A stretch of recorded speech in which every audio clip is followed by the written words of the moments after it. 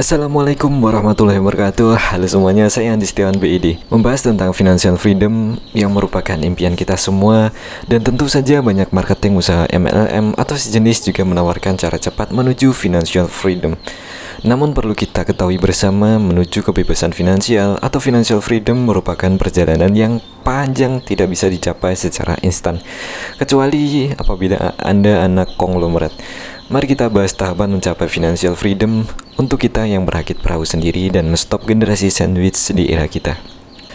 Menjadi bebas secara keuangan memungkinkan kita melepaskan diri dari tekanan keuangan dalam hidup yang pas-pasan.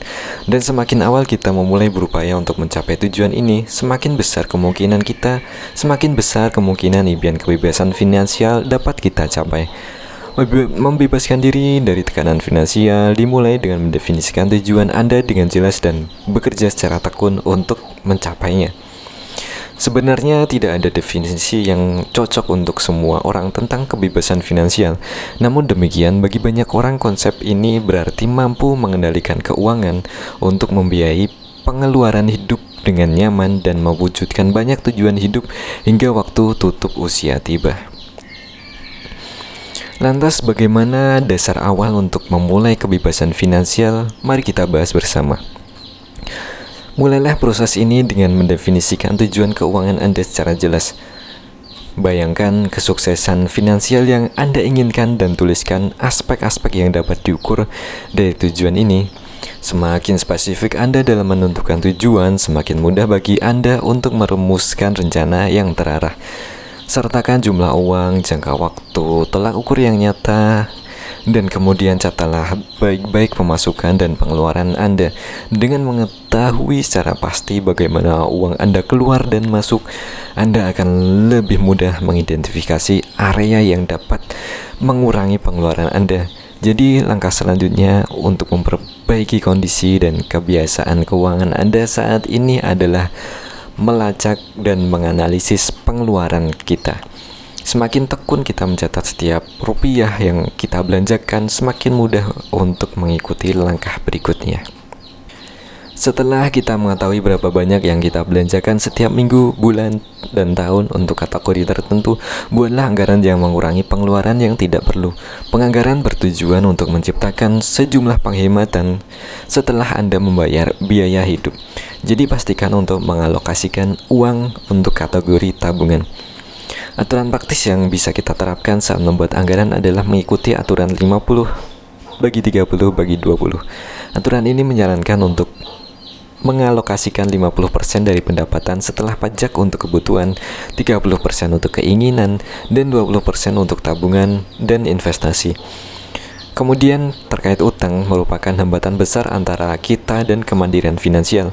Oleh karena itu, berusaha untuk melunasi hutang Anda sedini mungkin adalah cara terbaik untuk menghindari pembayaran dengan bunga tinggi dalam jangka panjang.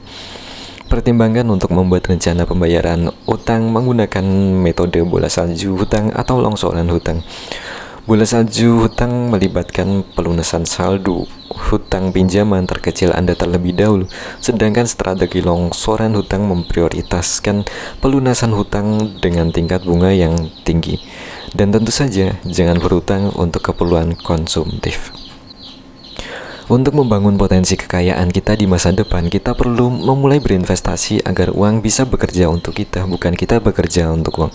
Fokuslah pada investasi jangka panjang daripada jangka pendek.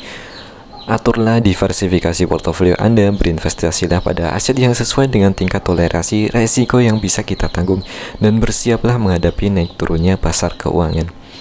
Kemudian, menciptakan berbagai aliran pendapatan adalah kunci utama untuk mencapai kebebasan finansial. Jika kita memiliki beberapa cara menghasilkan uang, kita dapat menabung lebih banyak dan kecil kemungkinannya untuk berhutang.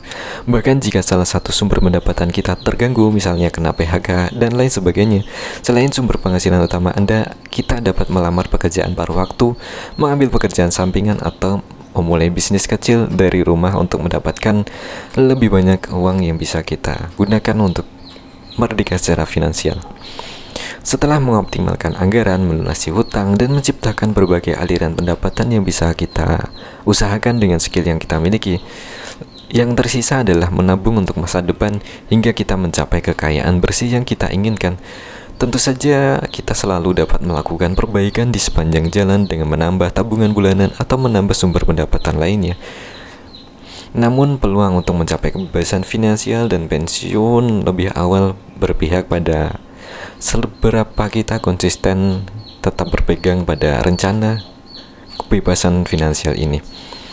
Lantas, berikut ini ada 7 tahapan atau level financial freedom menurut Grant Sabatier. Pertama, clarity. Level pertama, pada level ini kamu perlu memeriksa keuangan terlebih dahulu seperti jumlah uang yang dimiliki, bahkan hingga jumlah hutang yang dimiliki. Setelah itu baru menentukan tujuan yang ingin dicapai ke depannya. Kemudian langkah kedua adalah self-sufficiency. Pada level atau tahapan ini, kita sudah harus bisa mandiri secara finansial tanpa meminta bantuan karena sudah berdiri dengan penghasilan kita sendiri. Masa ini dimulai ketika kita memulai masuki dunia kerja antara 18-25 tahun setelah selesai SMA atau perkuliahan. Kemudian ketiga adalah breathing room. Level ketiga adalah breathing room. Pada level ini kamu memiliki sisa uang setelah membayar semua biaya kebutuhan hidup, dan sisa uang tersebut dapat digunakan untuk tujuan keuangan tertentu seperti berinvestasi dan lain sebagainya. Kemudian pada tahap keempat, stability. Jika kita berada pada level 4 ini, artinya level keuangan kita sudah mulai stabil dan memiliki simpanan dan tabungan sehingga memiliki dana darurat untuk beberapa bulan ke depan yang secara nilai setara dengan biaya hidup selama 6 bulan atau lebih. Pada kondisi level ini kita sudah memiliki kemampuan untuk membayar hutang dengan suku bunga tinggi seperti tagihan KPR atau kartu kredit. Namun demikian, jangan berhutang sebisa mungkin. Pada tahap kelima, flexibility. Level kelima adalah flexibility. Apabila kita sudah berada pada level 5, berarti kita sudah memiliki tabungan, simpanan, dana darurat yang cukup yang nilai setara dengan biaya hidup selama 2 tahun ke depan.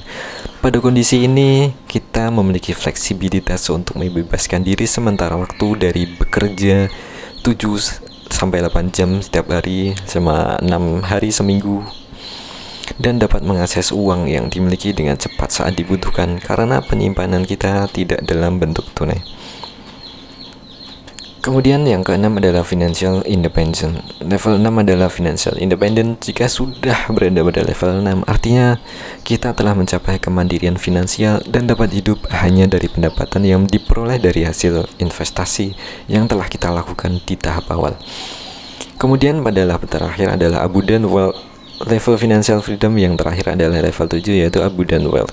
Jika sudah berada pada level 7, maka sudah tidak perlu merasakan kekhawatiran tentang keuangannya, tidak lagi perlu bekerja pada pekerjaan utama karena kekayaan yang dimiliki sudah melimpah. Uang tidak lagi menjadi masalah pada level 7 ini karena jumlah uang yang dimiliki sudah lebih banyak dari kebutuhan yang kita butuhkan selama hidup nanti. Demikianlah hal-hal yang bisa kita usahakan untuk mencapai mandiri secara finansial dari sekarang berdasar segala yang kita miliki di awal. Maka perlu kita maksimalkan pemanfaatannya untuk bisa mencapai kebebasan finansial atau financial freedom. Terima kasih telah mendengarkan sampai sejauh ini. Saya Andi Setiawan BID, mari subscribe dan sampai jumpa di video selanjutnya. Jangan lupa bahagia. Assalamualaikum warahmatullahi wabarakatuh.